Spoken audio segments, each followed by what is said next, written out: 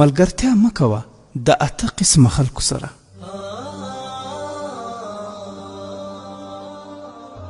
لومړی، ملګرتیا مه کوه له بېنمازه سره، ځکه یوه ورځ به تا هم داسې پرېږدي لکه څنګه یې چې نن ورځ خپل رب پرېښی دی. دوهم، ملګرتیا مه کوه له دروغجن سره، ځکه دروغجن انسان لرې شا نږدې کوي او نږدې لرې کوي. په خوله باغ و بهار درته جوړ کړي، خو په حقیقت کې یوه سره فایده هم نشي در رسولی.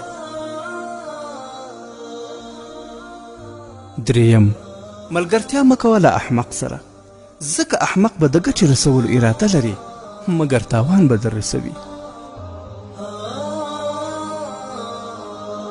څلورم، ملګرتیا مه کوه له بزدل او ډارن انسان سره، ځکه ډارن انسان دې په سخته ورځ نیمه لاره کې پرېږدي. پنځم، ملګرتیا مه کوه له بخیل انسان سره، ځکه بخیل انسان به د اړتیا او ضرورت په وخت کې در سره هیڅ همکاري ونه کړي، خصوصا کله چې د پیسو ته ضرورت وي نو له تا خپل ځان پټوي.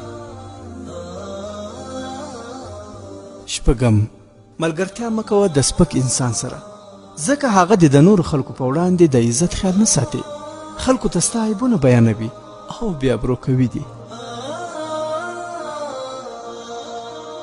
اووهم، ملګرتیا مه کوه د مطلبي سړي سره، ځکه د مطلبي سړي ټول نظر ستا پر دولت وي، چې کله خپل مطلب در څخه حاصل کړي بیا دې د سر دښمن هم جوړیږي.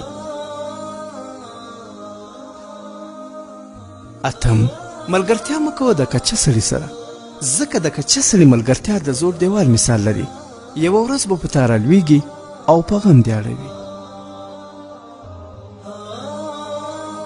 ای وروره، ملګرتیا وکړه د هغه چا سره چې له خدای جل جلاله څخه حیا کوي، چې له تا سره د زړه مینه ولري، چې ستا درد احساس کولی شي او چې ستا په قدر وپوهیږي.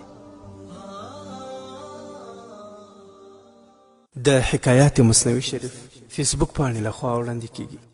ګرانو مسلمانانو ورونو، زموږ د واټساپ شمیره ده 0093 اویا 2